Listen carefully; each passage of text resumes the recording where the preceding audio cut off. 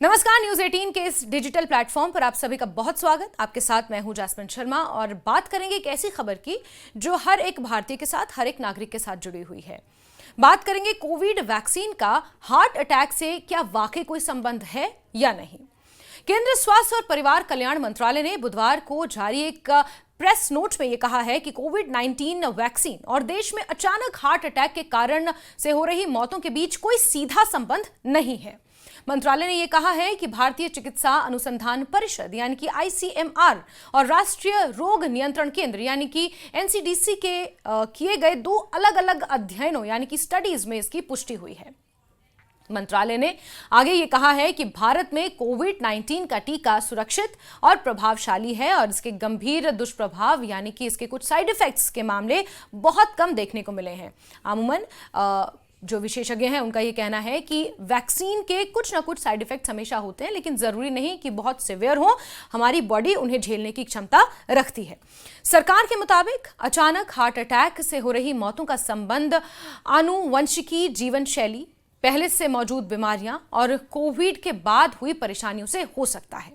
मंत्रालय ने कहा है कि नेशनल इंस्टीट्यूट ऑफ एपिडेमियोलॉजी यानी कि एनआईई के 19 राज्यों और केंद्र शासित प्रदेशों के अध्ययन में यह बात सामने आई है कि कोविड-19 टीकाकरण में युवा वयस्कों में अचानक होने वाली मौतों का जोखिम नहीं बढ़ता है। यानी कि कहीं ना कहीं जिस तरह से कोविड-19 की वैक्सीन के बाद ये चर्चा थी और हार्ट अटैक से मौतों का जो आंकड़ा है, मोर्टालिटी रेट है, वो अचानक से बढ़ गया। फिर कहीं ना कहीं एक खबर सामने आई और इस तरह के लोगों के बीच मिसकंसेप्शंस सामने आए कि कोविड-19 की जो वैक्सीनेशन हम लोगों ने लगाई थी शायद हार्ट अटैक के पीछे की वजह वही है। हालांकि इसको लेकर अभी तक कोई रिसर्च नहीं किया गया था, लेकिन बुधवार को एक प्रेस विज्ञप्ति जारी की गई जिसमें ये तमाम बातें कही गई हैं। वहीं अखिल भारतीय आयुर्विज्ञान संस्थान यानी कि एम्स ने एक स्टडी के बाद किए गए शुरुआती विश्लेषण में यह बताया कि मायोकार्डियल इन्फेक्शन या दिल का दौरा युवा वर्ग में अचानक मौत का प्रमुख कारण बना हुआ है। पिछले वर्ष की तुलना में इस साल भी इसके कारणों के पैटर्न में कोई बड़ा बदलाव नहीं आया है, यानी कि हार्ट अटैक से मरने वालों का आंकड़ा बढ़ता जा रहा है और बीते साल के मुकाबले अगर देखा जाए तो इस साल भी वो आंकड़ा लगभग उतना ही है। एम्स ने कहा कि अध्ययन पूरा होने के बाद अंतिम परिणाम साझा किए जाएंगे, लेकिन एम्स ने इन मौतों के पीछे आनुवांशिक परिवर्तन को संभावित कारण बताया, यानी कि हमारा जो लाइफस्टाइल चेंजेस आजकल के समय में हम देख रहे हैं, स्ट्रेस है, कहीं ना कहीं डिप्रेशन है, इस तरह की चीजों से जो हम ग्रसित होते जा रहे हैं वो बहुत बड़ा कारण है। मंत्रालय ने कहा कि दोनों अध्ययन से ये बात पता चलती है कि अचानक मौतों के पीछे कोविड-19 का टीका नहीं बल्कि पहले से चली आ रही स्वास्थ्य समस्याएं और जो हमारा लाइफस्टाइल चेंज है या फिर असंतुलित जीवन शैली, रात में जगना, सुबह जागना, नॉकटर्नल टेंडेंसीज, खाने पीने पर ध्यान ना देना, ये मौतों में एक अहम भूमिका निभा रहा है। लेकिन जानकारों की इस दावे को लेकर मिलीजुली राय है और कई विशेषज्ञों ने सरकार के इस दावे से असहमति भी जताई है। कर्नाटक के हासन जिले में करीब एक महीने में 22 युवाओं की हार्ट अटैक से मौत हुई। मुख्यमंत्री सिद्धारमैया ने इन मौतों के पीछे कोविड वैक्सीन को लेकर आशंका जाहिर की है। कर्नाटक के मुख्यमंत्री सिद्धारमैया ने एक्स पर लिखा है कि हासन जिले में हाल ही में 20 से ज्यादा लोगों की हार्ट अटैक से मौत हुई है। ये गंभीर मामला है। क्या ये अचानक हो रही मौतें कोविड वैक्सीन के साइड इफेक्ट्स तो नहीं? ये सिद्धारमैया ने सोशल मीडिया हैंडल एक्स पर लिखा है। उन्होंने लिखा कि कई इंटरनेशनल रिसर्च से हाल ही में ये संकेत मिला है कि वैक्सीन हार्ट अटैक का कारण बन सकती है। क्या वैक्सीन को जल्दबाजी में मंजूरी देना इन मौतों की वजह हो सकती है? कोविड-19 वैक्सीन को लेकर सेंट स्टीफन अस्पताल के डॉक्टर जैकब पुलियाल की राय भी केंद्र स्वास्थ्य और परिवार कल्याण मंत्रालय के अध्ययन से थोड़ी अलग है। डॉक्टर जैकब कहते हैं कि सीधी सी बात है, भारत में जो वैक्सीन बनाई जा रही है वो मूल रूप से ब्रिटेन से आ रही है। अब जिस कंपनी ने वैक्सीन को बनाया है वही मान रही है कि इससे दिक्कतें हो सकती हैं, तो फिर ये जांच की गई है, उसके तरीके को समझा जा सकता है।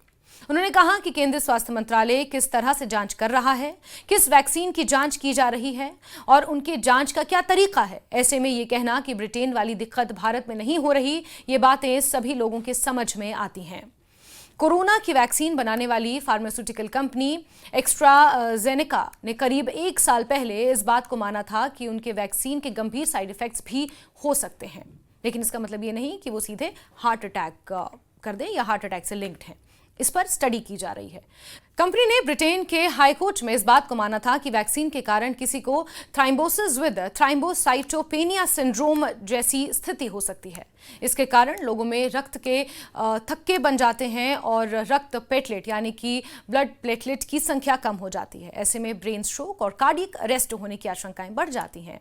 एक्स्ट्राजेनेका ने भी भारत में सीरम इंस्टीट्यूट ऑफ इंडिया के साथ मिलकर कोविशील्ड को तैयार किया था। Foundation for people centric health system के निदेशक डॉक्टर चंद्रकांत लहरिया कहते हैं कि दुनिया की कोई भी वैक्सीन ऐसी नहीं है जिसका नुकसान शून्य हो।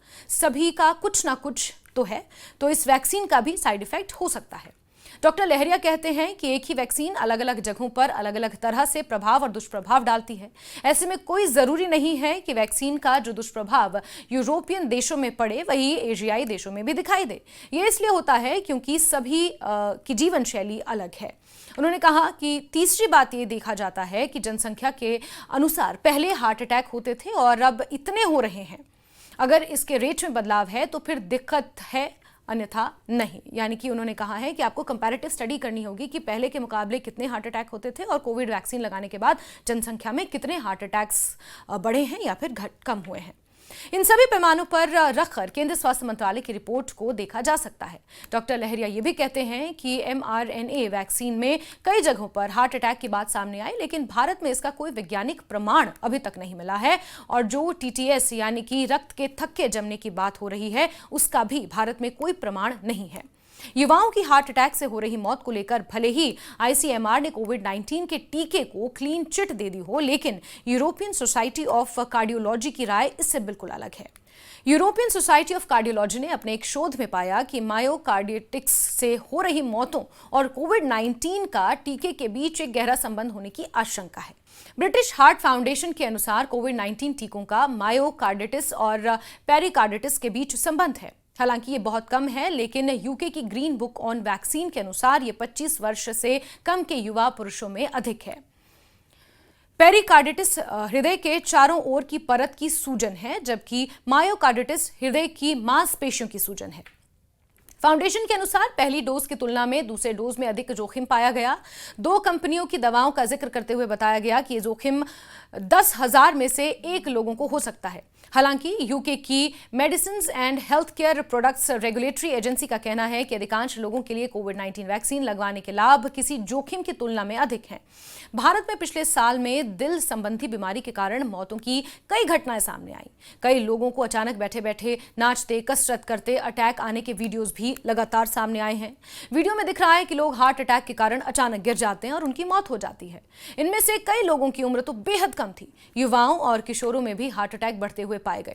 46 साल के कन्नड़ अभिनेता पुनीत राजकुमार को हार्ट अटैक हुआ। 41 साल की टीवी अभिनेता सिद्धार्थ शुक्ला को हार्ट अटैक हुआ और 59 साल के कॉमेडियन राजू श्रीवास्तव की जिम में कसरत करते हार्ट अटैक से मौत हुई। जम्मू कश्मीर में 21 साल का एक लड़का नाचते हुए मंच पर गिर पड़ा, उसे हार्ट अटैक आया और उसकी मौत हो गई।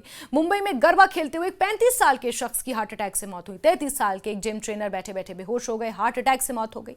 हालांकि इनमें से किसी भी मामले के कोविड टीके से जुड़े होने के प्रमाण साफ तौर पर नहीं मिले हैं, लेकिन भारत में कोरोना संक्रमण के दूरगामी प्रभावों को लेकर डॉक्टर पहले भी आगाह करते रहे हैं। देखिए, मैं आपको संक्षेप में बताऊं, क्योंकि जो लोगों का प्रेस कॉन्फ्रेंस का जो मेन एजेंडा और था कि कोविड से पहले और कोविड के बाद डेथ में इंक्रीज हुआ या नहीं, तो हमारे डिपार्टमेंट में जो अकस्मात सडन डेथ के केसेस आते हैं तो उनमें हमने पाया है कि प्री कोविड और पोस्ट कोविड कोई नंबर ऑफ केसेस में इंक्रीज नहीं है। कोई सिग्निफिकेंट इंक्रीज है ही नहीं। सेम मोर और लेस प्लस माइनस सेम चल रहा है। और पिछले 2 साल में हम प्रोस्पेक्टिव स्टडी कर रहे हैं, जिसमें हम ऑर्गन्स की भी जांच कर रहे हैं और जीनोमिक लेवल पे स्टडी कर रहे हैं। वो एक स्टडी जा रही है, उसका भी रिजल्ट जीनोमिक लेवल का बहुत ही जल्दी आके पब्लिश किया जाए।